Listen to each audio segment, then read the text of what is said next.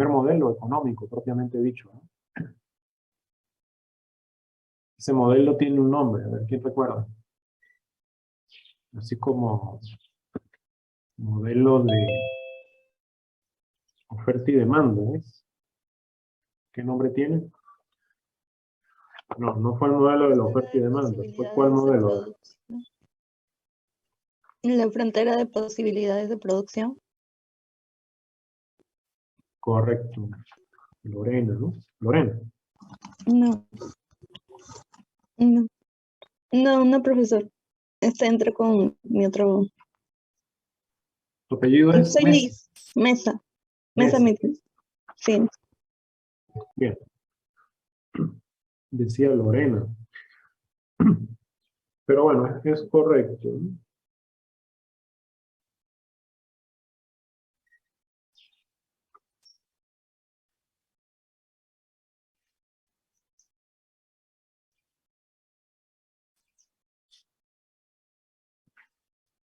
Bien, en el modelo de la frontera de posibilidades de producción, recuerden, planteamos varios conceptos.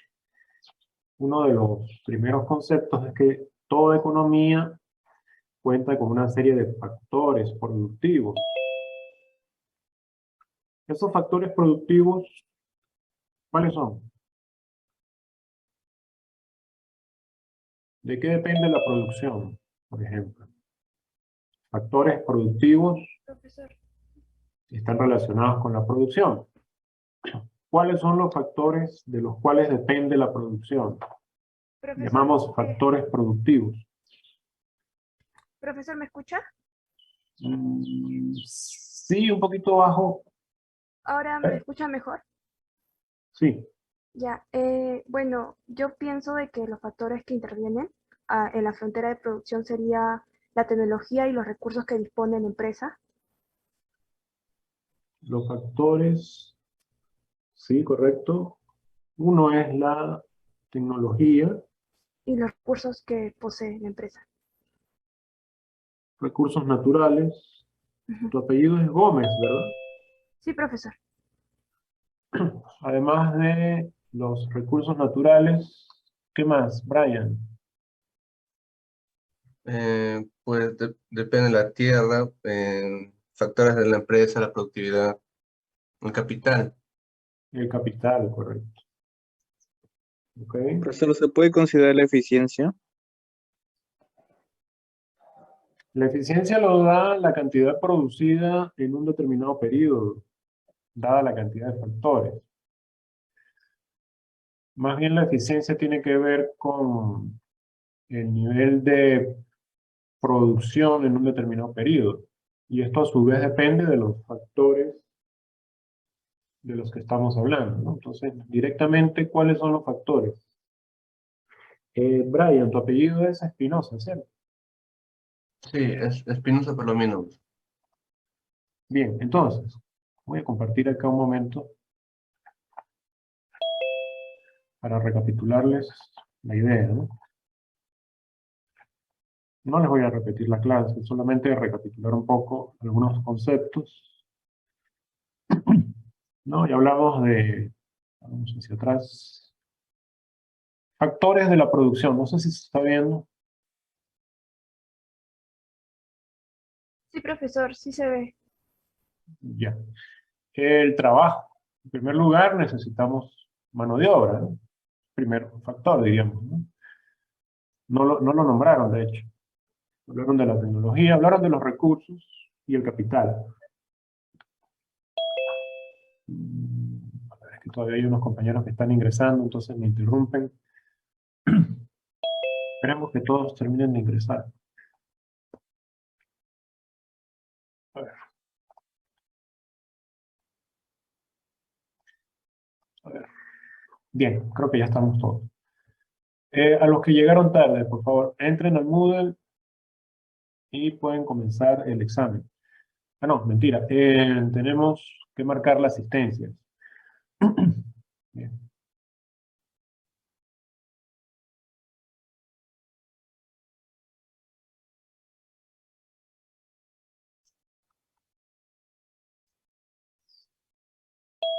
Listo.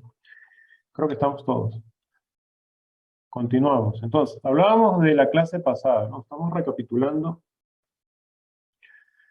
Como dice también Brian, ya me habló. En el chat está Ricardo. Cuando coloquen en el chat algún comentario, coloquen su apellido para yo poder saber de quién se trata, porque por lo menos acá Ricardo veo que se llama de esa manera, pero no veo su apellido. Ah, Ricardo Baruch. ¿Tu apellido es Baruch?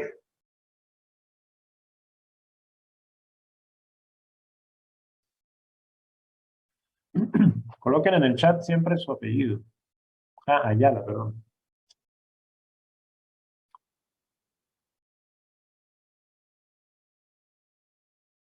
Ahí está el problema.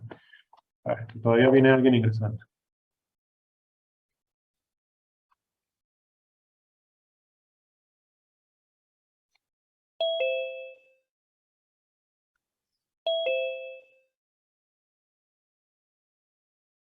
Bien. Bien, decía.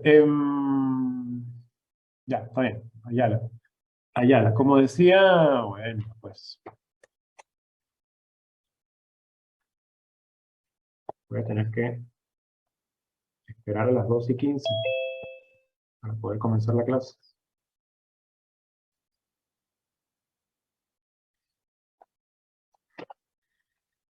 Bien, hablábamos de los factores productivos.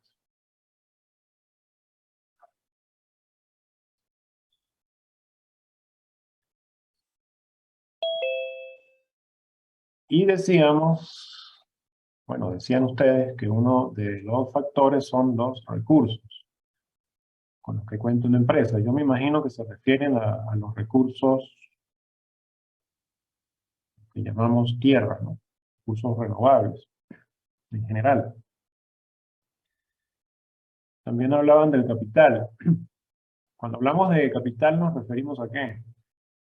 Maquinarias, ¿verdad? El capital se refiere a equipos. Y yo decía, bueno, hay un factor importante que es la mano de obra. ¿Eh?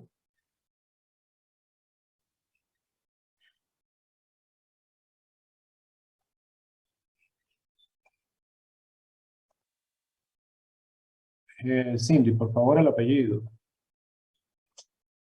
Cindy dice trabajo, tierra, capital. En el chat coloquen siempre primero su apellido.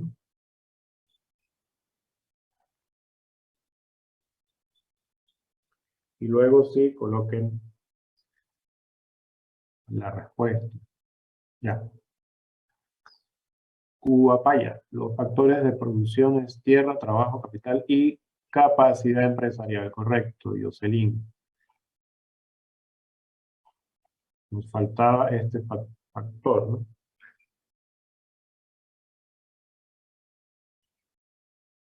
¿Sí? No hace falta mucho explicar a qué se refiere la habilidad empresarial. La habilidad empresarial se encarga de organizar la producción, ¿no? Contratar esa mano de obra de la que hablábamos, utiliza sus propios recursos financieros, toma riesgos, bien, para llevar al mercado algún tipo de producto, que puede ser un bien o un servicio, que va a satisfacer necesidades, ¿no? Quedan 2 minutos para que se cierre la asistencia, ¿no? Los que no han logrado marcar su asistencia. Bien, luego hablábamos del concepto de la frontera de posibilidades de producción, ¿no? Decíamos que para producir se necesita una cierta tecnología, además, y que dados esos factores, se puede delimitar una frontera de posibilidades de producción, delimita lo que se puede producir. ¿No? La frontera de posibilidades de producción nos dice, bueno, si en una economía, con los recursos que tenemos, con la mano de obra, la habilidad empresarial, el capital con el que contamos, podemos producir dos bienes, suponiendo que son computadoras y automóviles. La frontera de posibilidades de producción nos da exactamente eso, un límite, ¿no? Una frontera que son los diferentes puntos, las diferentes combinaciones posibles de ambos bienes. Por ejemplo, una combinación posible es 3000. Este eje vertical nos dice computadoras, máximo posible son 3000 computadoras, siempre y cuando se produzcan 1000 automóviles, ¿verdad? ¿O cuántos automóviles se pueden producir? Cero automóviles. Correcto. Mesa, ¿no? Sí, Siempre y cuando la producción sea cero. Y viceversa, podríamos llegar a producir 1000 automóviles si se fabrican, se construyen 0 computadoras. Entonces, si ustedes ven la curva, es eso, ¿no? Un límite que nos dice cuánto es lo máximo alcanzable para ambos bienes. Otro posible punto es A, con 2000 computadoras y 700 vehículos, ¿no? Un punto fuera de la frontera de posibilidades de producción no es alcanzable, y un punto dentro de la frontera de posibilidades de producción es alcanzable, pero representa una situación de subempleo, ¿no? Los recursos con los que se cuentan darían para que la producción, como vemos, tanto de computadoras pueda ser más alto, pero también podría ser mayor la producción de vehículos, ¿no? Entonces, en ese ejemplo, vemos claramente cómo el punto B utiliza los recursos, ¿no? Un punto C es alcanzable y en el cual tenemos 500 automóviles y 2800 computadoras, ¿no? Entonces, pasar del punto A al punto C significa, por ejemplo, dejar de producir 200 vehículos a cambio de 800 computadoras. ¿Sí se ve?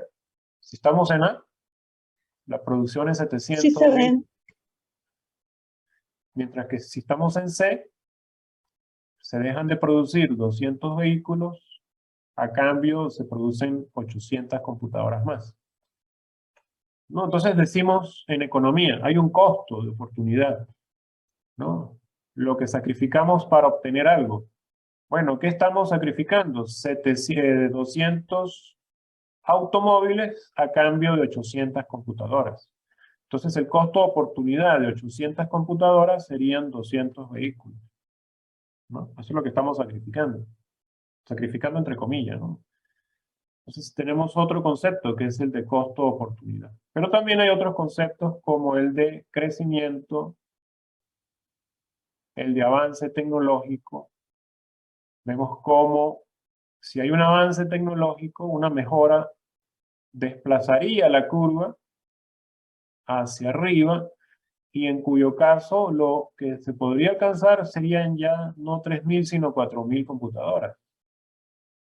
A lo sumo, ¿no? Si no se fabrican vehículos. Entonces esa mejora tecnológica nos da la idea de que la economía puede crecer, porque la producción crece, es mayor. Podemos pasar incluso con la nueva frontera de posibilidades, que acá está graficada en color naranja, a 2500 computadoras y 750 vehículos. Es una mejora. Pero también puede haber retroceso. Puede haber una contracción de la actividad económica. Por ejemplo, supongan que hay un evento natural, ¿no?, que destruye parte del capital, ¿no? Esa situación implica una caída, una contracción, una reducción. La curva ya es verde ahora. Y en la curva verde, el punto máximo, uno de los puntos alcanzables solo sería el punto B. Entonces, el concepto de la frontera de posibilidades de producción, que en realidad es un modelo propiamente dicho de la economía, que nos ayuda a explicar cómo es que se pueden tomar decisiones de producción, de uso de recursos, cuál es la situación cuando hay un avance o un retroceso económico, qué pasaría, por ejemplo, cuando introducimos el concepto de costo-oportunidad, ¿Cuáles serían las ventajas y desventajas de producir más vehículos a cambio de menos computadoras o viceversa? Nos da la idea, por ejemplo, de eficiencia. Un punto como A, B y E, volviendo al punto inicial A, ¿verdad? Para simplificar un poquito, es un punto eficiente, porque acá, como dijimos, estamos sobre la frontera de posibilidades de producción, los recursos están plenamente ocupados. La mano de obra, capital, está totalmente ocupada para producir esas 2000 computadoras. Entonces, otro concepto incluido acá es el de eficiencia e ineficiencia, porque hablábamos de puntos dentro de la frontera de posibilidades de producción que son ineficientes. No sé si hay alguna pregunta.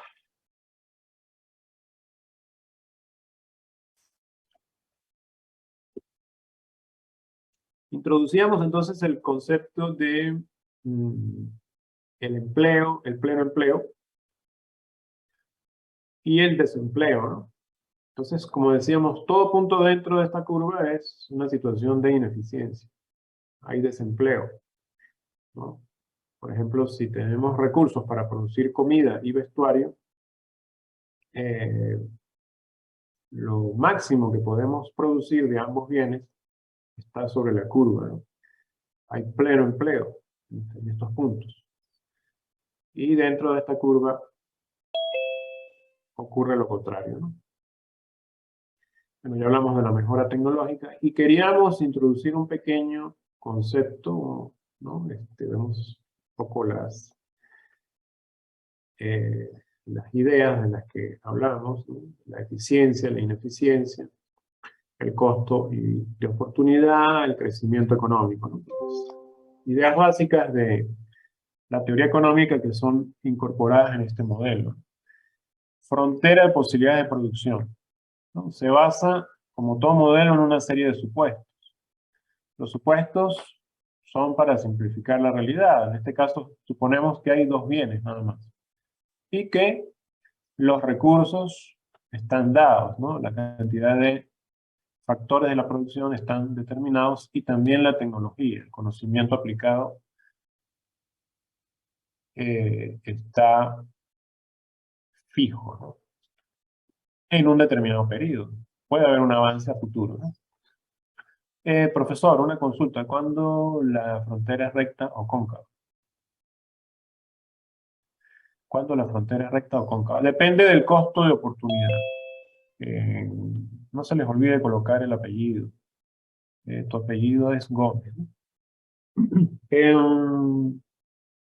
Lo tomo como intervención. Bueno, vamos a hablar del costo de oportunidad precisamente, ¿no?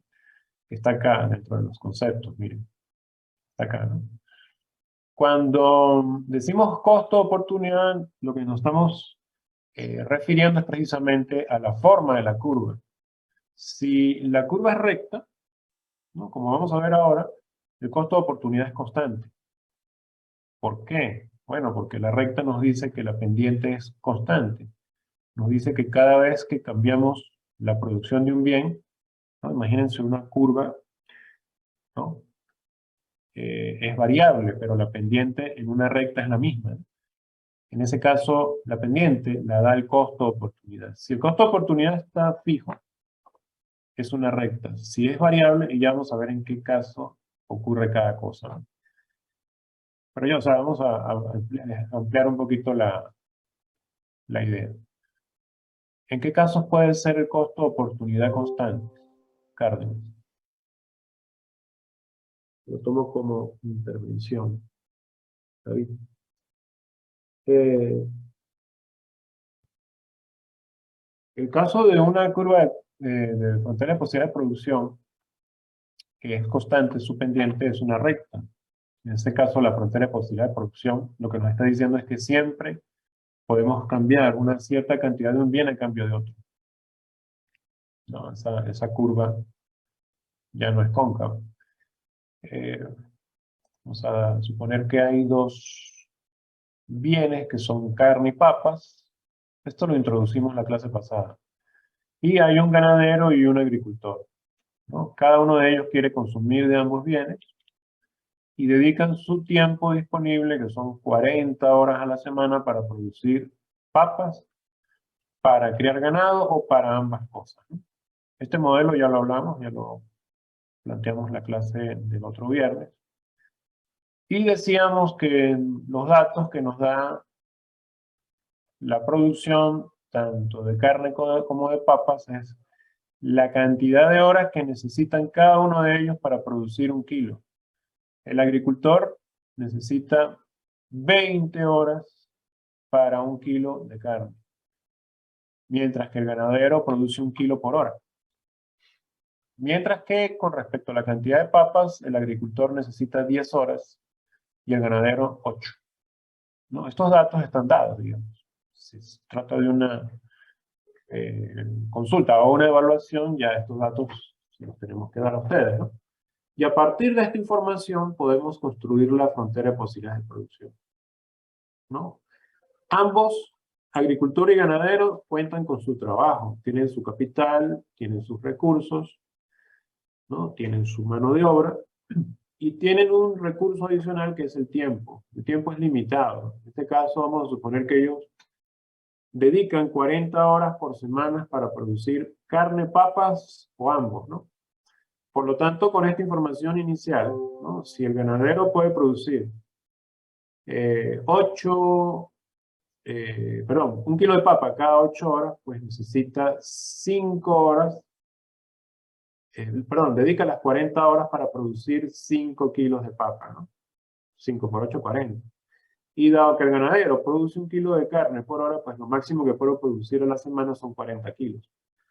Con estos datos, igual para el agricultor o similar para el agricultor, es donde podemos ver la pregunta que me hacía Cárdenas, creo. ¿Cuándo la curva de frontera de posibilidades de producción es una recta? Bueno, cuando la pendiente es constante, ¿no? Esto lo que nos quiere decir a nosotros es que, como ya veíamos, el caso del ganadero, en la mano izquierda, ¿no? Ya a la izquierda tenemos frontera de posibilidades de producción del ganadero. A la derecha, frontera de posibilidades de producción del agricultor. Ambas son rectas, porque la pendiente es la misma. Es constante. En este caso, es 8, ¿no? Si yo quiero producir 5 kilos de papas, ¿verdad? Por cada kilo de papas, estoy sacrificando 8 kilos de carne, ¿no es así? El costo de oportunidad de los 5 kilos de papas son 40 en total, ¿no? De carne. Y viceversa, si quiero producir 40 de carne, la inversa sería que estoy perdiendo 5 kilos de papa, ¿no? Entonces sería 5 entre 40, ¿no? Bien, entonces la pendiente va a ser la misma. Un punto intermedio sería producir 20 kilos de carne, para lo cual necesita 20 horas, recuerden. Y las otras 20 horas las dedica para producir papa. Pues dado que él necesita 8 horas, ¿no? Dijimos, para producir 1 kilo de papa, entonces está dedicando 20 horas para producir 2,5 kilos. 8 por 2, 16 y 4, 20, ¿no? 20 horas para los 2,5 kilos de papas. Y las 20 horas restantes nos da este punto B. Entonces en este punto B decimos, es un punto eficiente porque está sobre la recta que ahora llamamos frontera de posibilidades de producción. Si él quisiera trasladarse a la derecha o a la izquierda y producir más papas, ¿no? O más carne, como decimos, hay un sacrificio en la cantidad de carne o de papas que está dejando de producir. Eso es lo que llamamos costo-oportunidad, vuelvo y repito. Para el agricultor es parecido, ¿no? Recuerden los datos del agricultor, ¿no? El agricultor necesita 20 horas para producir 1 kilo de carne y 10 para producir 1 kilo de papas. Entonces, lo máximo que puede producir en una semana son 4 kilos de papas, ¿no? 4 por 10, 40. Y máximo que puede producir son 2 kilos de carne, 2 por 10 son 20. ¿Por qué 2? Ah, porque es 2 por 20, 40. 2 máximo de carne por 20 horas son 40, ¿no? O podría ubicarse en un punto como A, en el cual 20 horas las dedica para producir 1 kilo de carne y las otras 20 horas para producir los 2 kilos de papa, ¿no? O sea que este punto A también es eficiente. Y entonces podríamos decir lo mismo, tanto a la derecha como a la izquierda habrá un costo de oportunidad que es fijo, que es constante, ¿no? Que no es otra cosa que la pendiente de la curva. En este caso, como vemos, para resumir, las curvas son llamadas fronteras de posibilidad de producción, ¿no? Y están representadas por una recta. Vuelvo y repito, la pendiente es constante, ¿no? ¿Qué pasa si ellos deciden ser autosuficientes? Consumir lo que desean, ¿no? La semana anterior estuvimos hablando de la política económica y cómo los países deberían favorecer su producción nacional y cerrarse al comercio internacional. Entonces decíamos, no, esa realidad no está amparada, digamos, por los hechos económicos. Es decir, en esa realidad la decisión no es eficiente. La economía cerrada nos lleva a lo siguiente: tanto el ganadero como el agricultor solo podrían consumir, ¿no?, lo que están produciendo. Y en ese caso, si no hay intercambio comercial, ¿no?, cada uno consumiría lo que desea producir y no hay entonces una mejora gracias al comercio. Bien. En ese caso, la teoría económica nos dice el comercio mejora el bienestar de todos, ¿no? ¿Qué nos dice ese principio? Bueno, nos dice que tanto el ganadero como el agricultor podrían especializarse, ya sea en la producción de carne o en la producción de papas. Y para ello utilizan los recursos con los que cuentan y los excedentes con los que se consiguen los pueden intercambiar con otros agentes económicos, llámese agricultor con el ganadero o viceversa, a cambio de sus excedentes, ¿no? En ese caso vamos a suponer que el ganadero logra producir 24 kilos de carne, ¿bien? Consume 21 y entrega al agricultor 3 kilos restantes, ¿bien? En ese modelo vemos cómo, a su vez, el punto que se alcanza para el ganadero es el punto B asterisco, el cual obviamente está a la derecha de la frontera de posibilidad de producción. B asterisco porque su producción es mayor y a cambio de estos 3 kilos de carne que él entrega, el agricultor, ¿no?, le entrega 3 kilos de papas, ¿no?, que son consumidas por el ganadero, logrando alcanzar, como dijimos, este punto B. Y a su vez el agricultor recibe estos 3 kilos de carne, ¿bien?, y se especializa en la producción de papas. Con el excedente con el que cuenta, ¿verdad?, entrega y se queda con 3 kilos de papas para alcanzar un punto como A asterisco, donde el consumo es 3 y 3, ¿no? Entonces, tanto A asterisco como B asterisco están fuera de la frontera de posibilidades de producción de ambos, tanto el ganadero como el agricultor, en cuyo caso vemos que mejoran las condiciones de consumo de ambos bienes. Entonces vemos cómo el comercio sí logra mejorar el bienestar de todos, ¿no? Si no existiera intercambio, no habría un aumento en el bienestar económico. No existiría, digamos, un mayor consumo. El intercambio comercial permite a las personas, a los países, a las sociedades mejorar en términos económicos. El intercambio comercial favorece entonces, digamos, como en el gráfico representamos, una situación en la cual el bienestar es mayor, ¿no? Entonces, con estos datos, introducimos ya la idea de lo que conocemos en economía como las ventajas absolutas. No, en este modelo estamos suponiendo que no aumenta la cantidad de trabajadores. Hay un ganadero y un agricultor, ¿no? Me preguntan que si aumenta el número de trabajadores. El modelo supone que hay un agricultor y un ganadero. Ya, no lo compliquemos. A un país le afecta estar cambiando de un punto a otro. Claro, ya lo acabo de decir.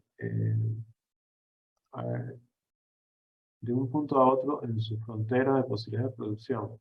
No, la frontera de posibilidades de producción no cambia, ¿no? La frontera de posibilidades de producción es la misma. Lo que cambia es el punto de consumo, digamos, lo que hablamos como puntos A y B. Bien. Bueno, lo tomo como intervención lo de la pregunta del compañero. Por favor, los apellidos, porque me complica Rodríguez, ¿no? Estar ubicando los apellidos y al mismo tiempo llevar la idea, ¿no? Que si la frontera se modifica, no. La compañera que me pregunta, que tampoco me colocó su apellido.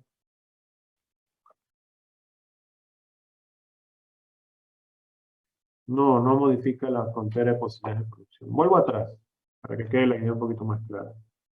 La curva es la misma, no se altera, no se modifica. La curva verde sigue siendo la curva verde igual a la curva azul, que son rectas, pues. Lo que sucede es que el intercambio le permite, digamos, estar fuera de esa frontera, tanto al ganadero como al agricultor, ¿no? El ganadero produce 24 kilos de carne y le entrega 3 kilos de carne al agricultor. Con los 21 kilos que le quedan, se encuentra en este punto B. ¿Por qué? Porque a cambio recibe papas. Y en lugar de consumir esta cantidad de papas, que estoy señalando acá, que está por debajo de 3, alcanza un nivel mayor, ¿no? Que es 1 kilo adicional de papas, ¿no? Podría consumir 2 kilos de papas en este punto. Y ubicarse en la curva verde. Pero logra hasta 3 kilos porque el agricultor le otorga 1 kilo de papas de las 4 que produce, ¿no? Se queda con 3 por su parte, el agricultor recibe 3 de carne y está en el punto A asterisco. Las dos curvas permanecen, la verde y la azul, pero el punto de consumo, digamos, es máximo. Tanto A asterisco como B asterisco están a la derecha de la curva de lo que llamamos frontera de posibilidades de producción. No cambia, para responderle a la señorita. Bueno, a la compañera. Esto nos permite introducir el concepto de ventajas absolutas, ¿no? Cada persona, cada país, cada sociedad se logra especializar en aquel bien y la especialización va a depender de la idea de la ventaja absoluta y otro concepto que vamos a introducir que es el de la ventaja comparativa. Ustedes me van a explicar en qué consiste, porque yo dejé de tarea este tema a un grupo de sus compañeros, ¿no? Entonces los compañeros a los que yo le pedí que investigaran el concepto de la frontera de posibilidades de producción, ¿no es así? Eso lo íbamos a discutir la semana pasada, pero como fue feriado, ¿verdad? La ventaja absoluta lo que nos dice es cuánto es la menor cantidad de tiempo, ¿no?, que se requieren para producir un bien, ¿no? En este caso, tanto para la producción de papas como para la producción de carne, el ganadero tiene ventaja absoluta, ¿no? Porque recuerden que el ganadero solo necesitaba 1 hora para producir 1 kilo de carne, mientras que el agricultor necesitaba 20 horas, ¿no es así? Y viceversa con la producción de papas, o similar para la producción de papas. Tanto para ambos rubros, papas y carne, el ganadero tenía ventajas absolutas, es decir, necesitaba menos insumos, que es precisamente el tiempo, ¿no? menos horas para producir ambos bienes. Y el concepto de costo-oportunidad nos ayuda a entender el otro concepto de ventajas, que es el de ventajas comparativas. El costo de producir un bien, ¿no?, se mide en función del costo-oportunidad, lo que se deja de producir a cambio de él, ¿no? Lo que se deja de producir de un bien a cambio del otro, ¿no? Ese concepto, ¿no?, significa, por ejemplo, que a medida que el ganadero y el agricultor, ¿no?, cambian su tiempo para la producción de carne y papa, están dejando de lado uno de ambos bienes para producir otro. Bien, en ese caso, moviéndose sobre su frontera de posibilidad de producción, están sacrificando un bien a cambio del otro. Este concepto de costo-oportunidad nos permite entender por qué hay intercambio económico. Entonces, como les pedía yo a Valencia, ¿no? Valencia, Roberto, explícanos esto de por qué entonces es necesario el intercambio. Porque hace 2 semanas hablábamos del tema del intercambio. Entonces, recuerdo que un compañero decía, los países deben proteger su producción nacional, dejar de importar bienes para que la industria, para que el sector agrícola, etcétera, del país mejore y no tenga que competir con la producción de otros países. Yo le decía, eso no es totalmente cierto, porque hay un concepto que vamos a estudiar y es el intercambio, ¿no? Ya sabemos que el comercio logra mejorar el bienestar de todos. Entonces, si las economías están cerradas, produzcamos y consumamos lo que podamos, nos cerramos al comercio internacional. Este modelo de la frontera de posibilidades de producción nos explica que la idea es la contraria, ¿no? El intercambio comercial sí es favorable para las economías. Ya acabamos de decir, mejora el bienestar de todos, ¿no? Pero, ¿cómo pasamos al terreno práctico? O sea, ¿cómo podemos explicar por qué ocurre el intercambio? ¿Cómo el modelo nos explica que el intercambio no solamente es posible, sino que es deseable?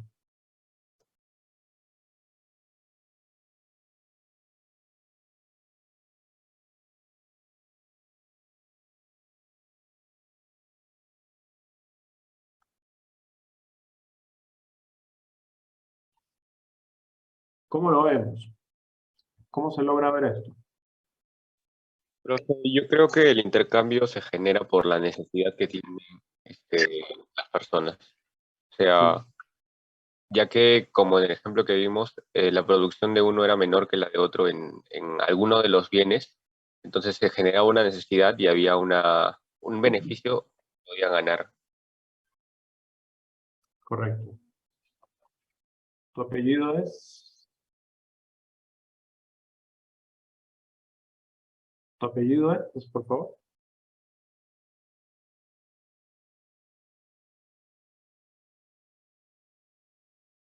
Tienes el audio apagado, el micrófono apagado. Ah, eso era lo que quería decir, profe. ¿Tu apellido es? Coma. Bien. Bien, como dice el compañero, ¿por qué intercambio? Bueno, porque el costo de oportunidad es diferente, ¿no? Lo que sacrificamos a cambio de un bien para cada uno de los agentes económicos, para cada uno de los países, es diferente.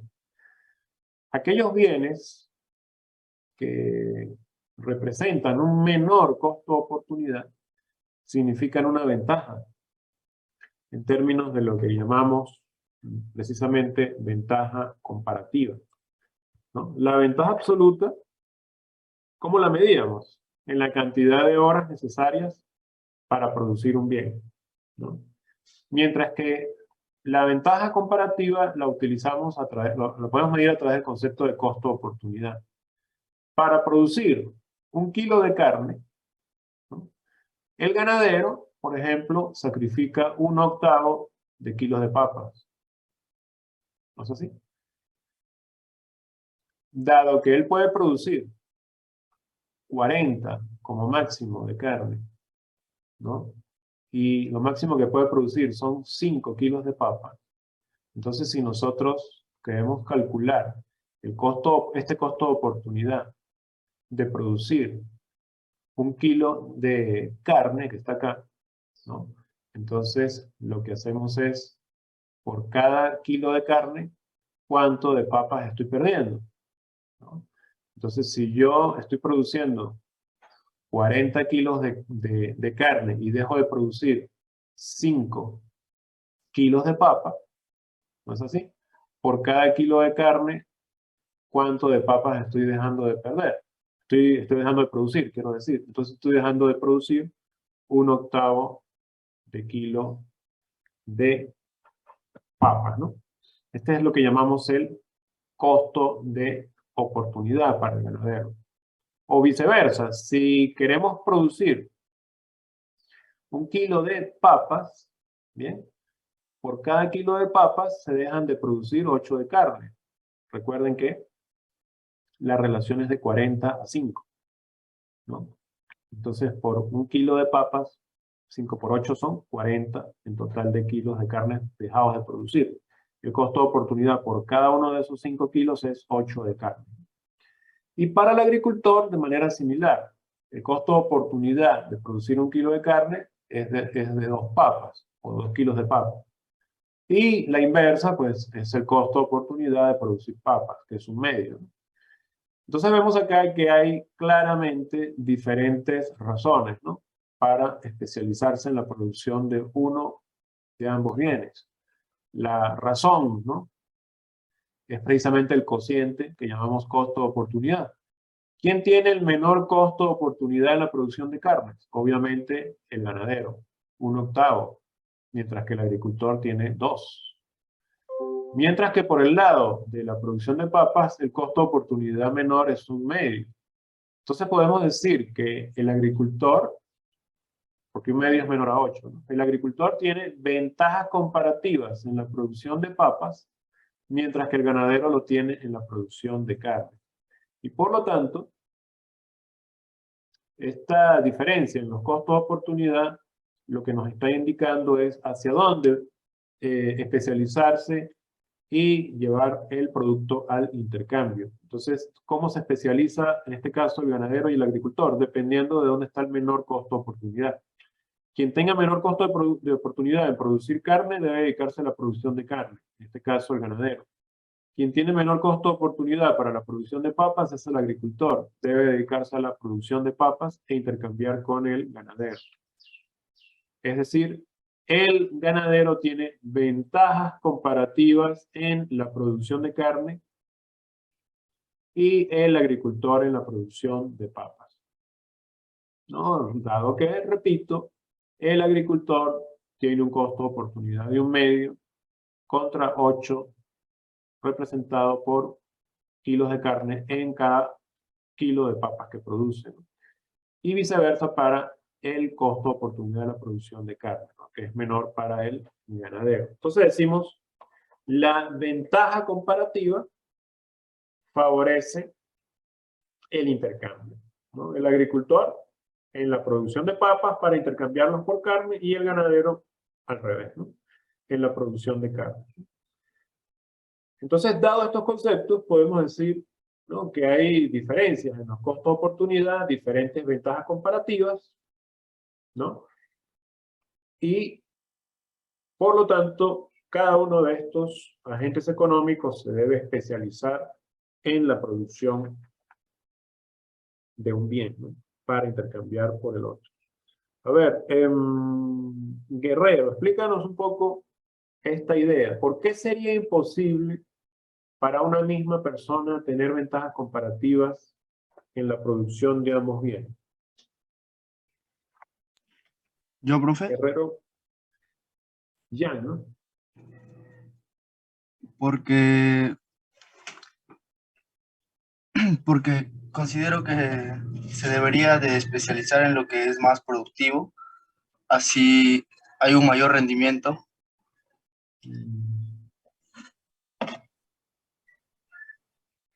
Es decir, ¿por qué sería imposible para un agricultor, digamos, tener ventajas comparativas en ambos bienes, tanto en papas como en carne? A ver. Por lo que su capital sería diferente, profe. El agricultor tiene materiales, utensilios que quizás no son muy buenos o muy provechosos para producir carnes, a comparación de un productor de carnes que tiene, ¿no?, inversión en eso. Podría ser esa la respuesta, ¿no? El profesor dice, ¿cómo interviene la eficiencia en la especialización? Ah, ya lo vamos a ver, Cárdenas, ¿no? La eficiencia. Bien, vámonos por partes. El tema de la ventaja comparativa, ¿no? Ya nos dice que debe haber especialización, ¿no? Nos especializamos en aquello que tenemos ventajas comparativas, ¿no? En la cual yo sacrifico menos de algo para producirlo, ¿no? Si yo tengo ventajas comparativas dando clases, es porque dedico menos tiempo de lo que dedicaría un chef a preparar clases, mientras que el chef tiene ventajas comparativas en la producción de menús. No, no digo que una actividad económica sea más importante que otra, sino que simplemente el chef, digamos, tiene mayores ventajas comparativas, ¿verdad? Dedica menos tiempo, ¿verdad?, para producir un menú de lo que yo dedicaría.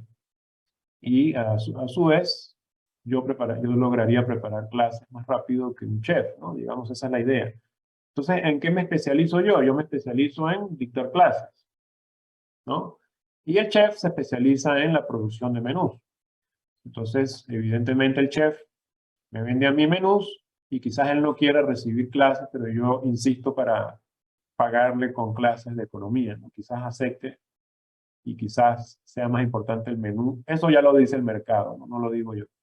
En todo caso, se supone que hay un intercambio, ¿no? Que puede haber un acuerdo entre el chef y yo. Quizás él desea no clases, pero sí dinero. Entonces yo el dinero que recibo por dar clases, se lo entrego a cambio de su menú. ¿Me explico? Esa es la idea del intercambio. ¿Qué pasaría si yo me dedicara a dar clases y a preparar menús? Seguramente perdería mucho tiempo, ¿no? Y sacrificaría mucho de mi tiempo preparando lo que no, aquello en lo cual no tengo ventajas comparativas. Y quizás el chef, si quisiera saber economía, le costaría más, ¿verdad? Y podría sacrificar más menús y, por supuesto, su tiempo, en lugar de que alguien le explique clases de economía. A eso me refiero, ¿no?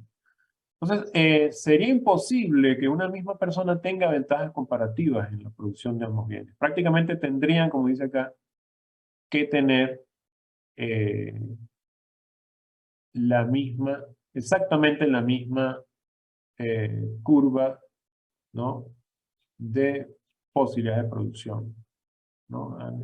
Al menos que dos personas tengan exactamente el mismo costo de oportunidad, significaría que tienen la misma frontera de posibilidades de producción. Sería como una excepción más que la regla, ¿no? Por eso es lo que yo le preguntaba esa era la idea que yo le preguntaba a Guerrero, ¿no? Entonces eso nos lleva a que debe haber intercambio, ¿no? Los agentes económicos necesitan intercambiar bienes y servicios, ¿no?, para subsistir, ¿no? Hay diferencias en esos costos de oportunidad, ¿no? Las diferencias las vemos en las ventajas comparativas, y esas ventajas comparativas, si son aprovechadas, ¿no?, generan un beneficio gracias al comercio. Ya vimos que A y B asterisco eran mayores que A y B respectivamente. Entonces, si hay especialización, ¿no?, ello significa que hay un menor costo de oportunidad, ¿no? Y por lo tanto, la ventaja comparativa se ha aprovechado, digamos, en la producción de algunos de los bienes y servicios con los que se necesita para el intercambio. Entonces, en resumen, esta idea la podemos precisamente mostrar en una tabla, en una especie de cuadro, ¿verdad? Liz, explícame por qué el resultado cuando no hay comercio, que es la primera columna, nos dice que la frontera de posibilidades de producción es igual a lo que vamos a conocer como la frontera de posibilidades de consumo. ¿Por qué cuando no hay comercio, FPP es igual a FPC? Liz. Mesa.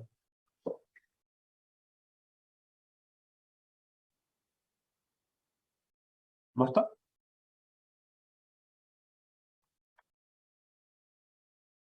Mesa.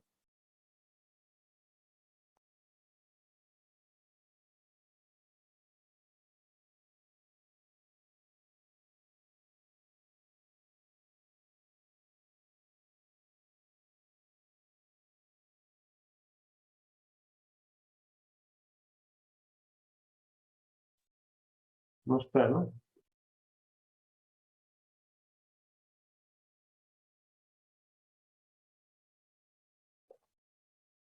Entonces, Claudia Gómez, explícanos este resultado de la primera columna. Sí, profesor, Claudia, ¿por qué FPP es igual a FPC cuando no hay comercio? porque no hay ninguna circulación No hay de circulación de... bienes. Y por lo tanto, No hay comercio, o sea, no hay circulación de bienes de producción ¿por qué el agricultor termina consumiendo 1 kilo de carne y 2 de papas? por necesidad.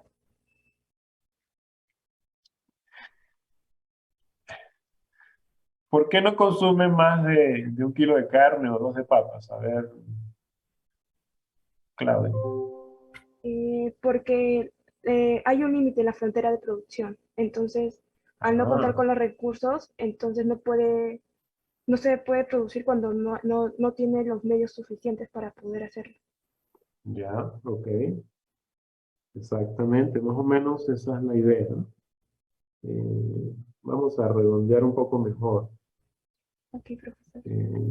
Claudia, ¿no? Está bien. Mm, a ver, alguien levantó la mano, pero estaba hablando con Claudia en ese momento. ¿Quién fue? Peña, porque consume lo que produce, claro. Eso es. Dado que no hay intercambio, como dice Leonardo,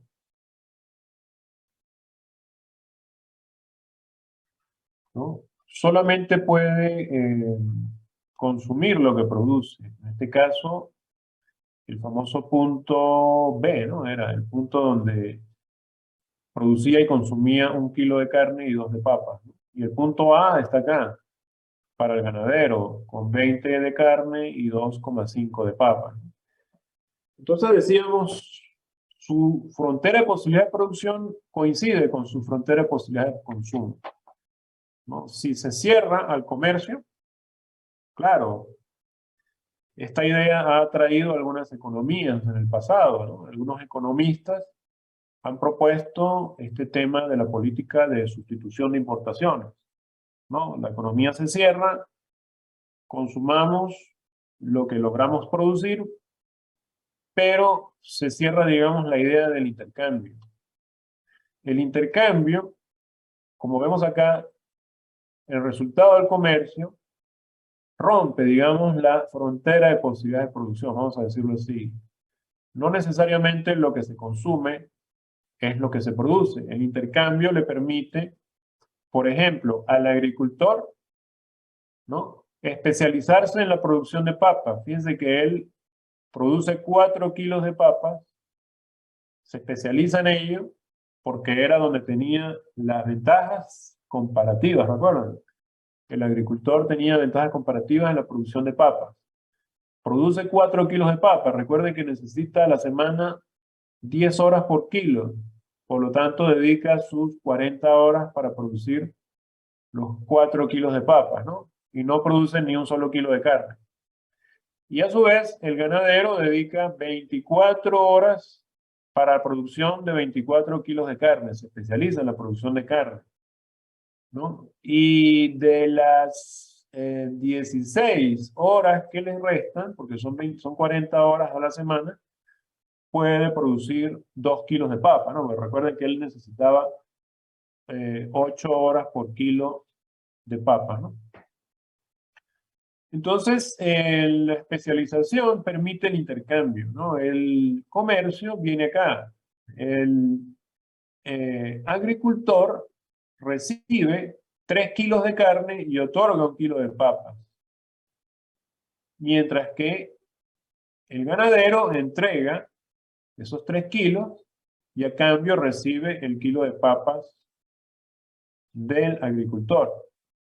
Total que el agricultor termina consumiendo 3 kilos de carne que recibió del ganadero, que produjo 24 y se quedó con 21, y de los 4 kilos de papas que produce, entrega 1, se queda con 3, y el ganadero que produjo 2 kilos de papa, recibe 1 kilo de papas del agricultor y termina consumiendo 3. Total que ambos logran aumentar su consumo. Y esto lo vemos en la última columna. El aumento del consumo significa que el agricultor, en lugar de consumir solo 4 kilos de papa, sin comercio, lograría consumir 2 kilos de papa. Termina consumiendo 3 kilos, es decir, logra consumir 1 kilo más. Y en lugar de consumir y producir 1 kilo de carne, está consumiendo 3. Total que el aumento es 2. ¿Ya? Y el ganadero, en lugar de consumir 20 kilos de carne, consume 21 kilos. 1 kilo más. Y en lugar de producir y consumir 2,5 kilos, está consumiendo 3. Es decir, medio kilo de papas más. Entonces, claramente, ¿no? Esa idea de cerrarse al comercio no favorece, más bien todo lo contrario. El comercio logra mejorar el bienestar de todos, gracias a la especialización que favorece el intercambio. ¿Bien?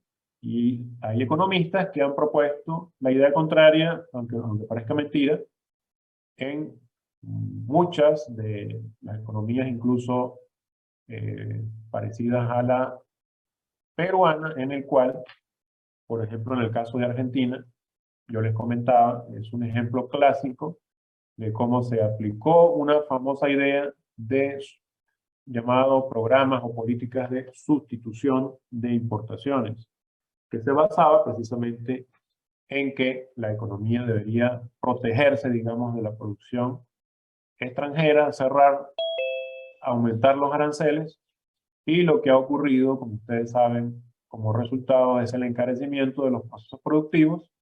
El cierre del comercio ha favorecido además el surgimiento de problemas como el sobredimensionamiento de temas como la inflación. Bien, bueno, entonces claramente la idea de sustituir las importaciones va, digamos, en sentido contrario a lo que la lógica económica plantea. El comercio es la manera en que mejora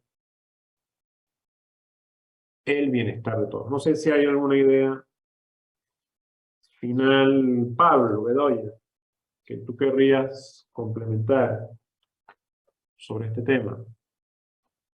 Quizás el comercio beneficia a todos los individuos de una sociedad porque permite a cada persona especializarse en aquellas actividades en las cuales posee ventajas comparativas. Pablo, explícanos esta frase.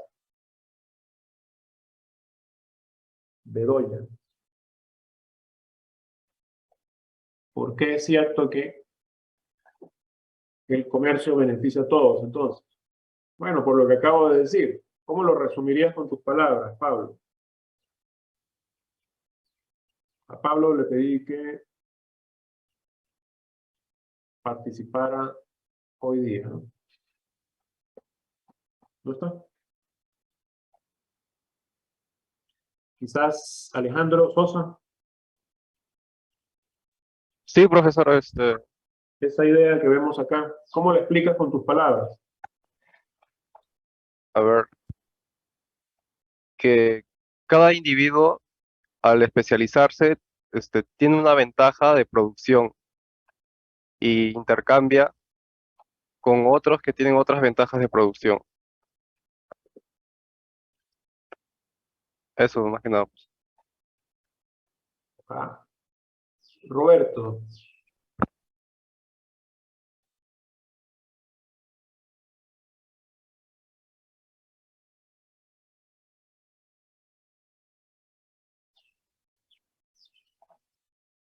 claro.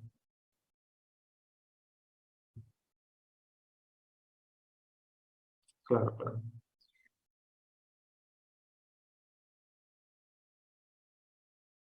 Bien, todos somos buenos, digamos, en algo, ¿no? En pocas palabras, todos tenemos ventajas comparativas en algo. Eh, ya sea que nos dediquemos a producir un bien o prestar algún servicio. Bien, entonces, evidentemente hay un concepto que es el de las ventajas comparativas, ¿no? El ejemplo del chef y el profesor, ¿no? Si el profesor dedicara su día a preparar su propio menú, quizás lo lograría hacer, quizás lograría preparar su menú, pero dedicaría más recursos y más tiempo del que dedicaría un chef a hacerlo. Y por lo tanto, su costo de oportunidad es muy alto en la preparación de menú. ¿Cuál es el costo de oportunidad? La cantidad de horas de clases que deja de dictar por estar cocinando. Entonces, ¿qué es lo que nos dice el concepto de ventajas comparativas? Bueno, el chef que tiene ventajas comparativas en la producción de menú, especialícese en ello e intercambie menú a cambio de dinero, por ejemplo. Entonces el educador dedíquese a dictar clases y con ello puede pagar su menú. Vamos a decirlo así. El agricultor y el ganadero también tienen ventajas comparativas, que es lo que acabamos de ver. Uno de ellos se dedica a la producción de carne, ¿no? Que era el ganadero, mientras que el agricultor se dedicaba a la producción de papas. Su costo de oportunidad era un medio, no recuerdo bien, comparado con 8, ¿no?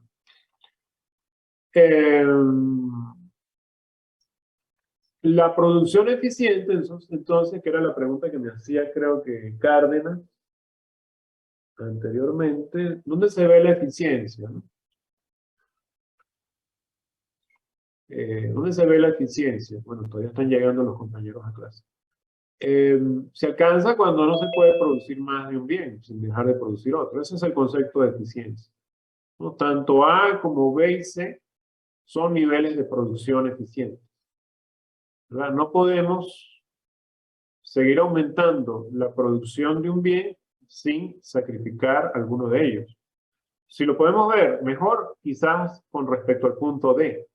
Si estuviésemos en D, tanto podría aumentar la producción de vestuario como de alimentos, ¿no? Pasando al punto B, o al A, o al punto C. Fíjense que en comparación con el punto D, aumentan ambos bienes. Pero si estamos en A, no podemos aumentar la producción de vestidos sin reducir la cantidad de alimentos.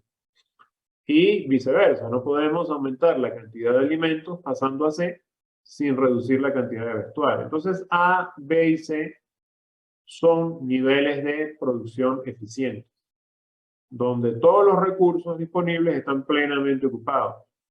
Y sacrificar un bien necesariamente, o producir más de un bien necesariamente significa sacrificar más de algún otro. Diferente al punto D, que es un punto ineficiente, ¿no? En pocas palabras, estamos en lo máximo alcanzable para la economía, sobre la curva que llamamos frontera de posibilidades de producción. Cuando eso es así, entonces el modelo nos dice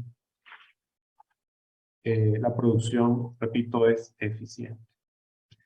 Esto tanto en términos de recursos económicos, factores de la producción, incluyendo el tiempo.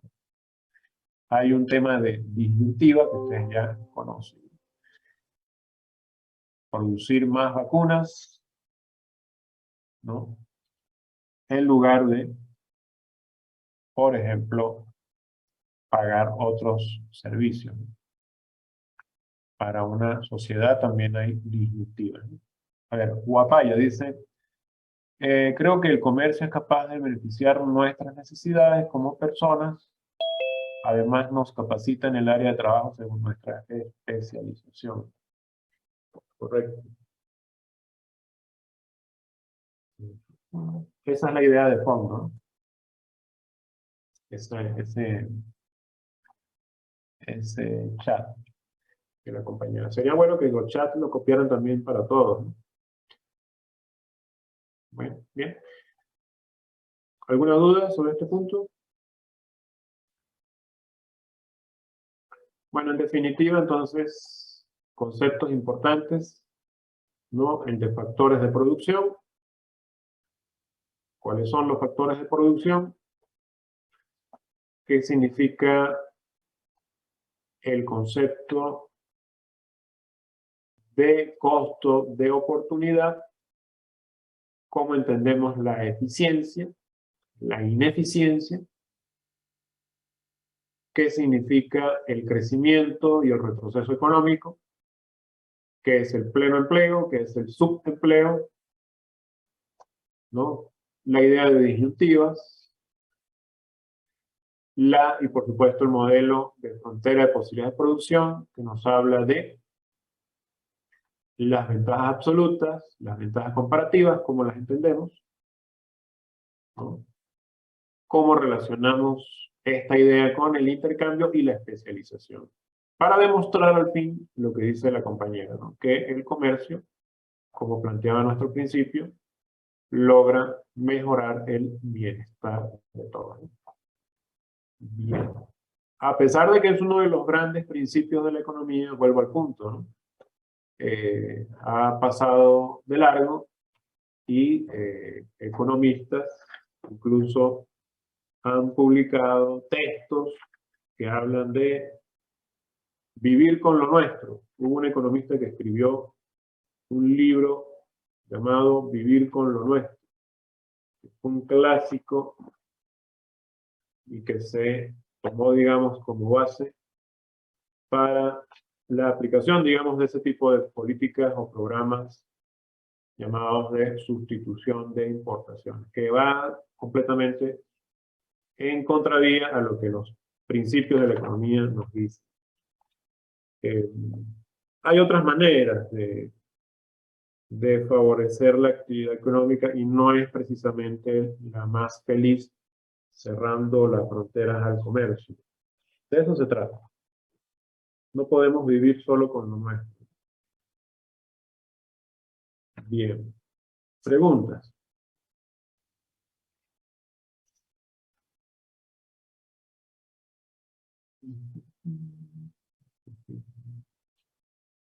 Bueno, creo que ya las intervenciones de todos ustedes, a lo menos a los que les pedí, con la excepción de los que no vinieron. Ya para la próxima les dejo otra actividad a algunos de ustedes, ¿vale? Entonces, bueno, vamos a avanzar. Ya les voy a hablar de lo siguiente, ¿no? Vamos a continuar con la siguiente unidad. A ver, tenemos una pregunta. ¿Hasta qué punto es óptimo maximizar nuestros recursos naturales sin perjudicarla? Renzo, los apellidos, por favor.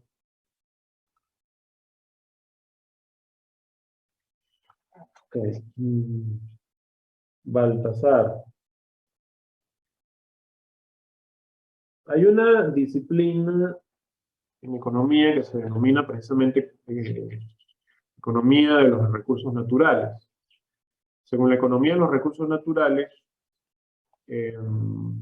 bueno, brevemente, hay una serie de reglas, ¿no?, de optimización del uso de los recursos naturales. Esos principios dependen de una serie de condiciones. ¿Cuáles son las principales condiciones? Para resumir, dependiendo de si se trata de un recurso renovable o si se trata de un recurso no renovable. Vamos a suponer que estamos hablando de recursos renovables. Bien, como el agua, como los recursos forestales. Bien, ¿cómo explotar de manera óptima los recursos renovables? Bueno, hay otra condición que depende que es el tipo de mercado al cual pertenece ese producto, esa explotación de ese producto, de ese recurso. Si se trata de un mercado dominado por muchas o por pocas empresas, ¿no? Es decir, si hay competencia perfecta o si hay monopolio, etc. Bueno, dependiendo de las existencias de recursos naturales también, dependiendo de los que llamamos los stocks de recursos naturales y la demanda, hay unas reglas de explotación óptima. Esto obedece a lo que conocemos como la teoría del control óptimo. Bueno, esto nos podría llevar todo el ciclo a hablarle yo a ustedes de la economía de los recursos naturales. De hecho, hay un curso de economía de recursos naturales. Pero bueno, básicamente es eso, ¿no? Depende, dice que hasta qué punto es óptimo maximizar los recursos naturales. Para resumirte, si se trata de un recurso renovable, la regla lógica es que la administración de ese recurso a lo largo del tiempo debe efectuarse dependiendo también del tipo de descuento que haya, es decir, por ejemplo, del tipo de interés, ¿no?, de la tasa de interés con la que se explota el recurso. Básicamente la decisión va a ser en función de la tasa de crecimiento natural de esa por ejemplo, reserva forestal, ¿no? La explotación no debería sobrepasar el ritmo de regeneración natural, ¿no?, para que haya un uso, digamos, sostenible del recurso en el tiempo. Más o menos esa es la idea de fondo. Pero bueno, esto es un curso básicamente de un ciclo, ¿no? Y como dije, el mercado lo va a determinar, ¿no? Y precisamente vamos a hablar del mercado, ¿no? ¿Qué significa el mercado? Ya esto es parte, digamos, de la unidad 2. Ya estamos entrando en la unidad 2. Hablemos del mercado, precisamente el tema que me trajo Baltasar acá. ¿Qué es un mercado? ¿Cuáles son los tipos de mercado? Bien. Y la idea precisamente es complementar lo que hemos hablado. Recuerden que intercambiamos carne por papas, etcétera, en un mercado, ¿no? En un mercado hay confluencia, digamos, de intereses. Hay alguien que ofrece un producto y hay alguien que lo demanda, que lo necesita. Siempre que ocurra la confluencia, digamos, de una oferta y una demanda, existe un mercado. Vamos a ver que hay, por supuesto, personas, pero también hay países, como ya sabemos, que ganan especializándose en la producción de un bien gracias a las ventajas comparativas, de lo que acabamos de hablar, ¿no? Algunos países, por ejemplo, se especializan en la producción de tecnología, por ejemplo, aeronaves, ¿no? Es un simple ejemplo. Esta producción de aeronaves se intercambia en el comercio a cambio de otros bienes o de dinero. Para aprovechar es necesario entonces algunos mecanismos que permitan la interacción entre personas. Tienen que haber reglas claras, cómo se parte la torta, ¿no? Y para esto está el comercio, ¿no? Como dijimos, es la confluencia, ¿no?, de intereses entre compradores y vendedores. El comercio favorece, ¿no?, tanto al que vende como al que compra, ¿no? El que vende porque obtiene una ganancia y el que compra porque obtiene un producto al cual está requiriendo, el cual está requiriendo. Y la idea del comercio ha servido, digamos, de telón de fondo para tomar decisiones en cuanto a qué producir, como ustedes ya saben, darle respuesta a cómo producir, las 10 preguntas, ¿no? ¿Son 10 preguntas o son menos? ¿Cuáles son las 10 preguntas del problema económico? ¿O son 6? ¿O serán 5? No recuerdo, a ver, ¿quién me ayuda? Hablamos de las... ¿Cuántas preguntas son, no? Hablamos Eran de... 5, profesor. Ah, Eran 5. eran 5, no, claro, eran 5. Muy bien. ¿Cuántas son? 5 preguntas. Cindy, ¿puedes recordarme cuáles son las 5 preguntas? Claro, profesor. El qué producir, cómo, cuándo, dónde y quién. Exacto. Muy bien. Cindy. Por acá dice Roxana. 5, dice Roxana, correcto. Los apellidos, por favor. Tu apellido es... Ok.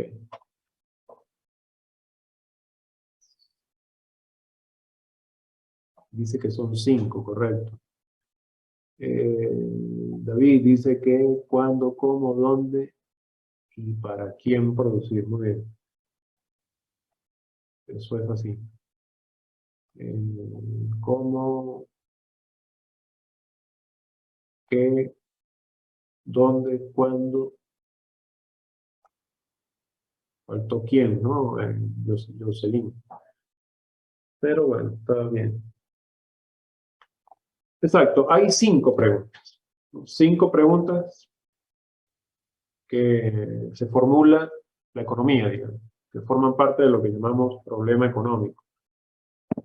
Y ya sabemos que la respuesta a qué producir, cómo producir, cuánto producir, etcétera, le acaba de dar la idea de la ventaja comparativa y también la ventaja absoluta.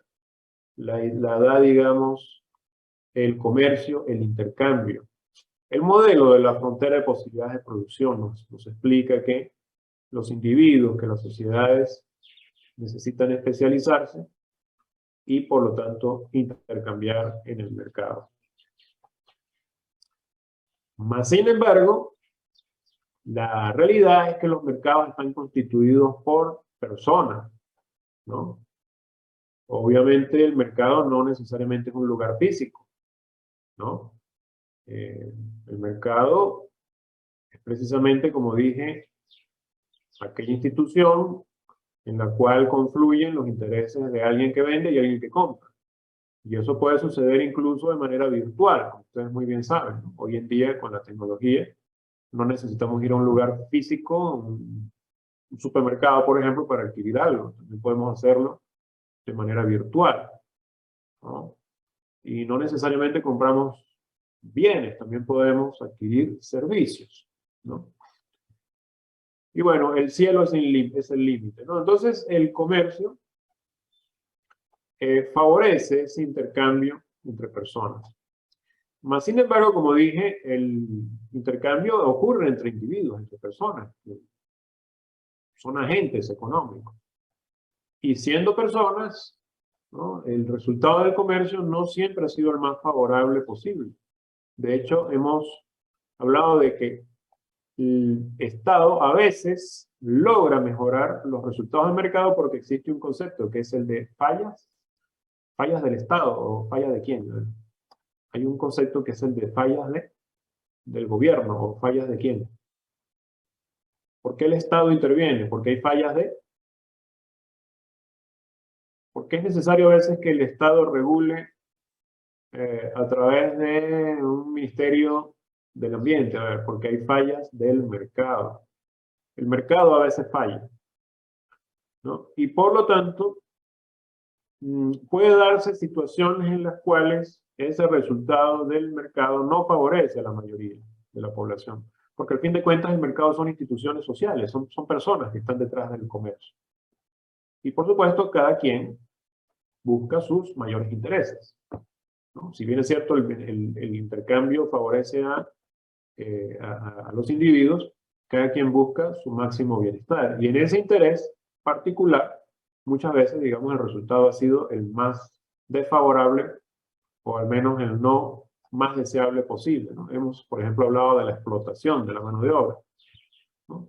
Hemos hablado, por ejemplo, de la época del esclavismo, ¿no? Luego de la revolución industrial, mediados del siglo XVIII, surgió lo que conocemos como el proletariado, la explotación de la mano de obra, la pérdida, digamos, la desmejora de las condiciones laborales. El mercado laboral, digamos, se caracterizaba por jornadas extenuantes de horas sin descanso, y que significaban una paga paupérrima, en las cuales las condiciones de esa mano de obra, digamos, estaban muy lejos de lo deseable.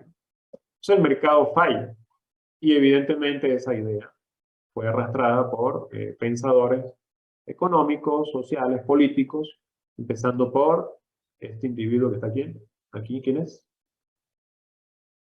No es Papá Noel. ¿Quién es? Marx, Carlos Carlos Marx, correcto. ¿No? Carlos Marx trajo a colación esa idea de la explotación de la mano de obra, ¿no? Y sus seguidores, ¿no? Como ustedes saben, hasta, a ver qué dice el chat, Carlos Marx, dice Cindy, ¿no? Bien. Y también lo dijo el compañero. Publicó un texto llamado El Capital, el cual, digamos, a grandes rasgos es esa idea de fondo, ¿no?, de lo que estoy hablando. Entonces, esto llevó a lo que hoy en día se conoce como el marxismo, que se basaba precisamente en la idea de que el Estado debería controlar la respuesta a la pregunta de qué, cómo, etcétera, producir, ¿no? Regular, digamos. Más sin embargo, la realidad empírica nos mostró, o ha mostrado en la historia, que la solución, ¿no?, de la regulación centralizada de la economía, el sistema centralizado, no fue, digamos, el más feliz del mundo, ¿no?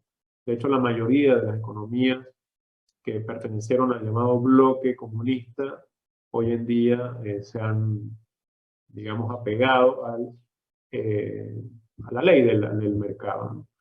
Y eso no solamente ha ocurrido en la antigua Unión Soviética, incluso en países como el Perú, ¿verdad? Han ocurrido situaciones en las cuales el Estado ha buscado, ¿no?, y ha logrado, digamos, encontrar como solución la estatización y la regulación de la actividad económica. Sin embargo, como dice acá, el comercio no necesita estar planeado de manera centralizada. Lo importante es que haya derechos de propiedad, que los derechos de propiedad se garanticen, se respeten, y el mercado, ¿verdad?, pueda ser regulado hasta un cierto punto, pero no todas las decisiones, las grandes decisiones referentes a el problema económico, ¿no? O sea, no necesitamos los agentes económicos un gobierno que nos diga cuánto producir, qué producir, dónde producirlo, a quién y en qué momento producirlo, ¿no? Para eso el mercado tiene sus propias leyes. Sí, es necesario un Estado que a veces logra mejorar los resultados del mercado, pero no debe, digamos, centralizar todas las decisiones, ¿no?, como han pretendido otras economías, ¿no? Bueno, podemos hablar de esta idea a lo largo de todo el ciclo, pero digamos el telón de fondo es ese, ¿no? Como decimos, lo importante es que haya un mercado, que haya derecho de propiedad. O sea, si yo soy dueño de algo, ¿no?, si yo soy propietario de mi mano de obra, ¿no?, de mi capacidad, yo tengo la posibilidad de hacer valer ese derecho. Yo soy el dueño de lo que soy capaz de producir. Y por lo tanto, no es válido que otro agente económico imponga todas las condiciones en las cuales yo entrego mi capacidad productiva a cambio de dinero. O sea, no es válido que las decisiones sean unilaterales, sino que debe haber un acuerdo.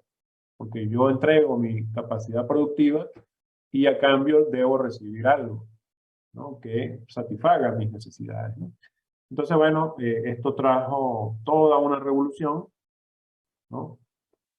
Y llegamos, digamos, a la idea del respeto, pues, a los derechos de propiedad, que son, a fin de cuentas, acuerdos, ¿no? Acuerdos sociales que rigen, y así como soy propietario de mi capacidad productiva, ¿no? De mi capacidad, digamos, docente, ¿verdad? Hay otros individuos que son capaces de producir otros bienes, prestar algunos otros servicios, a cambio de lo cual requieren otros bienes o dinero, y si nosotros somos capaces de hacer valer nuestros derechos, ¿verdad? El mercado puede funcionar. Y cuando no funciona el mercado, en esos casos sí es necesaria la intervención del Estado. Entonces, al fin de cuentas, se puede llegar a un acuerdo, un arreglo entre compradores y vendedores, ¿no? En los cuales se obtenga información, se puede llevar a cabo negocios, y por lo tanto, al fin de cuentas, el mercado no es otra cosa que un ente en el cual hay grupos de intereses que son compradores y vendedores en torno a un determinado producto en particular. Por lo tanto, hablamos de el mercado de la carne, el mercado de la leche, podemos hablar del mercado laboral, como hemos dicho, ¿no? El trabajo también es un factor de la producción, y por lo tanto existe quien ofrece su capacidad productiva, como acabo de decir, pero también hay quien la demanda. Ya dijimos que la habilidad empresarial es un factor de producción que se encarga de contratar mano de obra. Entonces, así como hay mercado de la carne y de la leche, también hay mercado de la mano de obra. ¿Por qué? Porque hay personas que están interesadas en comprar y vender carne, leche, pero también quienes están interesados en ofrecer y en recibir algún tipo de servicio laboral. Y el mercado nos envía una señal. La señal principal que envía el mercado es lo que conocemos como el precio. El precio precisamente nos indica cuánto es lo que debemos entregar a cambio de un producto, en términos de dinero, ¿no? Y en ese acuerdo entran, por supuesto, compradores, pero también consumidores, vendedores, ¿no? Consumidores, pero también productores, ¿no? Los precios cambian en el tiempo, pueden aumentar o pueden disminuir. Los precios pueden aumentar cuando hay abundancia de un bien, ¿verdad? Si hay muchas mascarillas en el mercado, los precios aumentan, ¿verdad? O cuando hay escasez. ¿Qué pasa cuando los precios aumentan? ¿Qué pasa cuando el precio del gas aumenta? Porque hay abundancia de gas, ¿verdad? O es que hay escasez. Escasez, No, profesor. cuando hay escasez, claro. Muy bien. ¿No? Y esa es la señal del mercado, ¿no? Muy bien.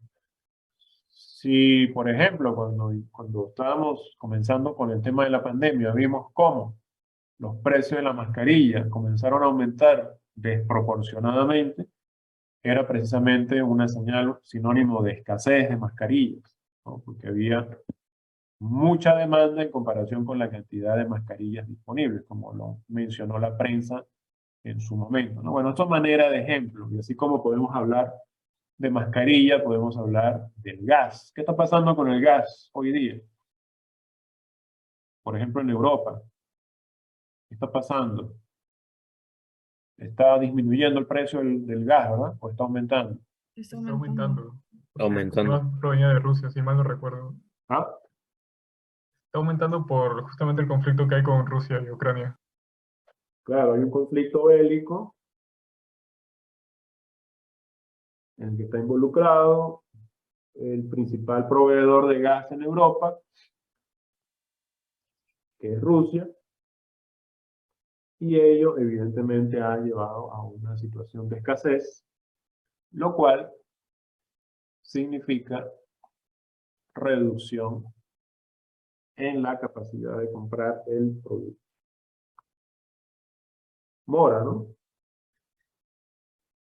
Sí, profesor. El Bueno, apellido, Mora, muy bien. El conflicto bélico, ¿no? Entonces, ¿cómo debemos hablar No hay porque Rusia lo bloqueó. No hay porque Rusia lo bloqueó. Pero no me coloca... Ah, Juárez, perdón.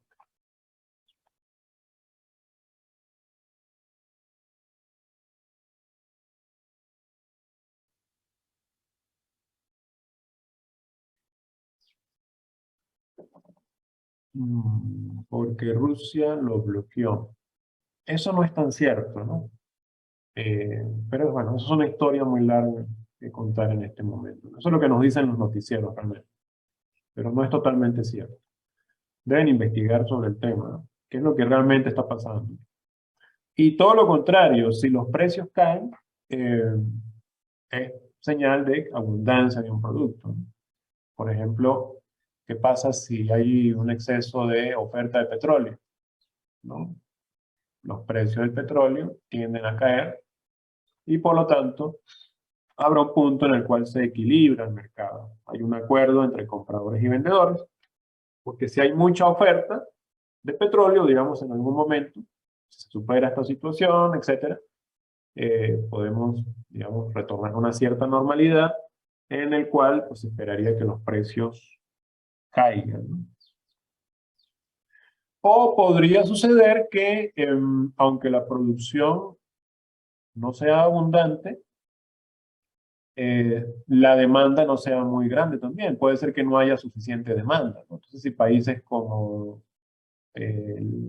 China o como la India están produciendo menos, requieren menos energía, requieren menos petróleo, entonces los precios del petróleo pueden tender a disminuir, ¿no? O sea, es una cuestión de equilibrio entre compradores y vendedores. Quizás el problema no es mucha producción, sino quizás es poca demanda. Entonces los precios tienden a caer también.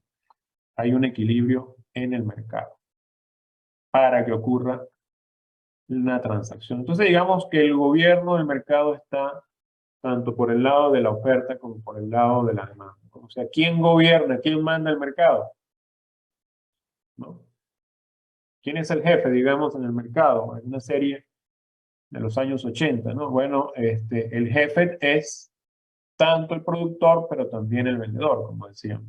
Los precios pueden aumentar o disminuir, bien sea porque hay escasez o abundancia en la producción de un bien, pero también puede ser por efectos de la compra-venta de ese bien. Como decía, la caída en el precio del petróleo que se ha manifestado, que ha ocurrido, una vez que inició este conflicto, bueno, este conflicto en realidad no inició este año, el conflicto tiene 8 años, ¿no? Los noticieros nos dicen que comenzó en el 2022, pero esta guerra tiene desde el 2014 realmente. Bien, solo que los noticieros le están dando cobertura mediática a partir de la invasión, ¿no? Que ocurrió en el mes de, ya se me fue la fecha, fue en enero, ¿no? Finales de enero, ¿no? En cuyo caso, ¿a dónde iba yo? En cuyo caso el precio del petróleo aumentó importantemente, ¿no? Por el tema de la oferta. Pero luego el precio ha caído. ¿Por qué? Porque ha habido, digamos, una desaceleración de la demanda. Entonces, como dice, el gobierno del mercado no está solo en la producción, sino también en el caso de la compra, ¿no? Por ejemplo, durante la pandemia, volviendo acá a Perú, ¿no? ¿Qué ha pasado? Bueno, durante la pandemia se esperaba que el precio de las viviendas, ¿verdad? Por ejemplo, para hablar de uno de los mercados, el mercado inmobiliario, ¿verdad? Tuviera una tendencia a la baja. ¿Por qué? Porque al haber menos ingresos, ¿no? Muchas personas perdieron su trabajo, ¿no? Muchas empresas cerraron, ¿no? Se esperaba una caída en la demanda. Pero también ocurrió que durante esta fase de la más álgida de la pandemia, hubo poca oferta de vivienda. Entonces, más bien los precios tuvieron, digamos, a estabilizarse, incluso a aumentar, porque había poca oferta de vivienda, aunque la demanda no era la mayor, ¿no?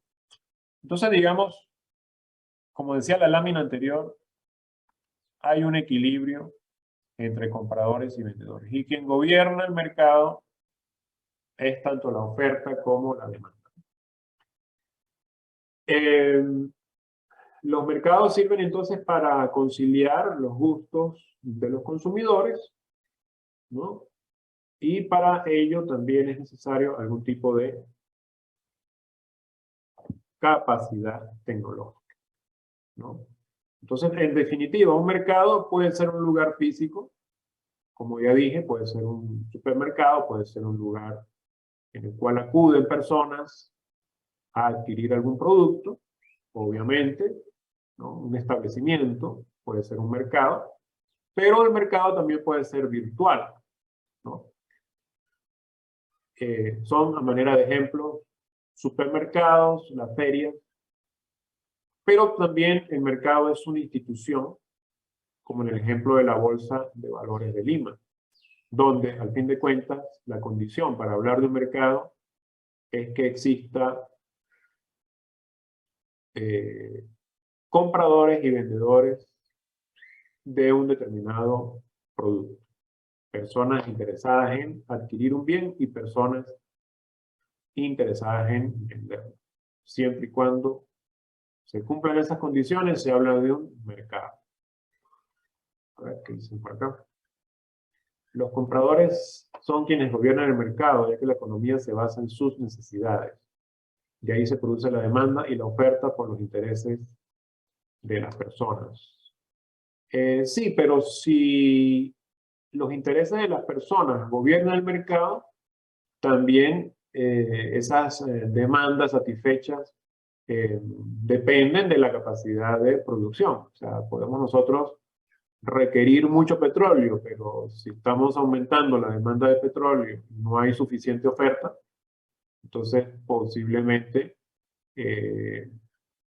ese juego, digamos, entre oferta y demanda logre un equilibrio en algún punto que dependerá no solo de la necesidad de los compradores, sino también de lo que puedan producir los países exportadores de petróleo, ¿no?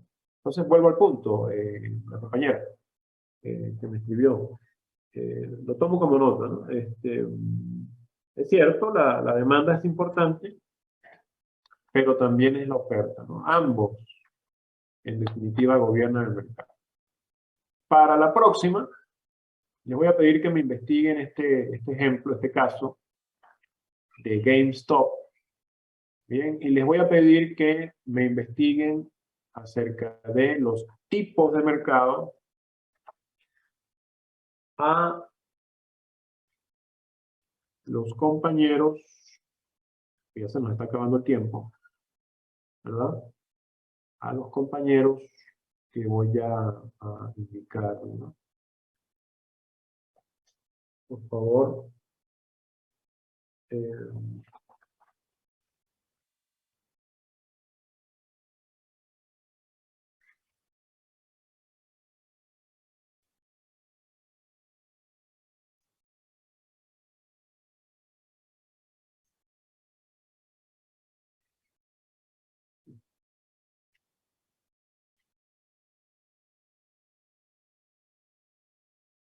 A Cóndor,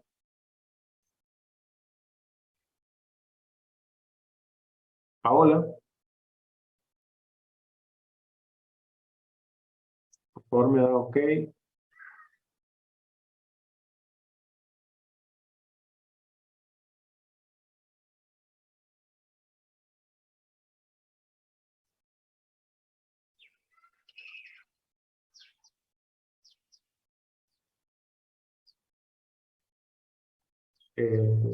Acá alguien me pidió voluntariamente que es cruzado.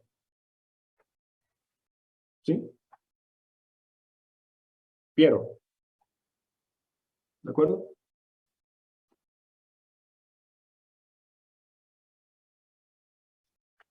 Por favor, me confirmas.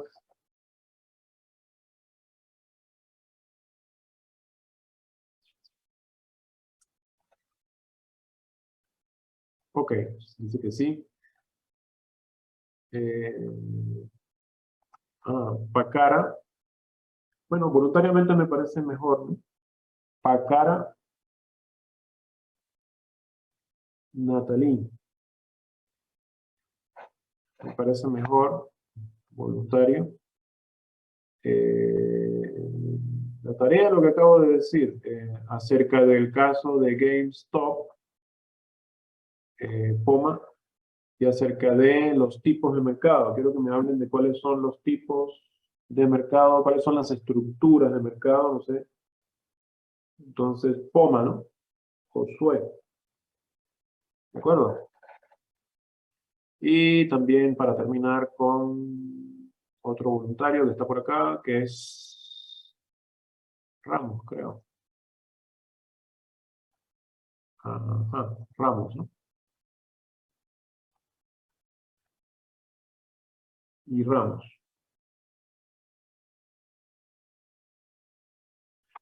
No sé si es correcto.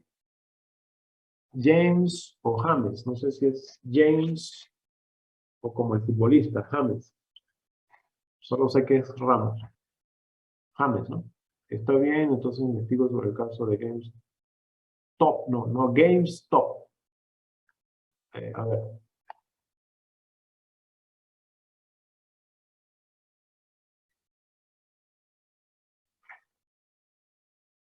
Acá está. GameStop. ¿Y por qué es un ejemplo de la fuerza del mercado? Y ahí vamos a ver con este caso cómo es eso de que el mercado está gobernado por oferentes y demandantes. No es GameStop, es GameStop. Vale, bueno, ya estamos en la hora. No sé si hay alguna consulta. Lo que hemos hablado. Nada, entonces para la próxima este tema. Y comenzaremos con la teoría de la demanda. Bien, entonces pueden ir avanzando con sus lecturas. Por favor, no lo dejen para última hora. Y con el tema de la demanda, si ustedes investigan, pueden participar también. ¿Ok? Eso con todos, pues todos pueden participar. ¿Ok? Nada, entonces lo dejamos para el 21. ¿Y qué más tenemos? ¿Cómo les ha ido con la práctica?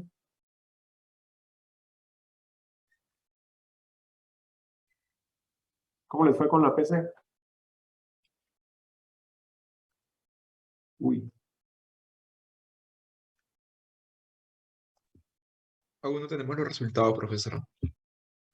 no tiene resultados, pero estoy viendo algunas reacciones por acá preocupantes. Las caritas tristes. Bueno, más o menos. Dicen por aquí que más o menos. Pero no le han entregado. Regular, bueno. Cara triste. Bueno.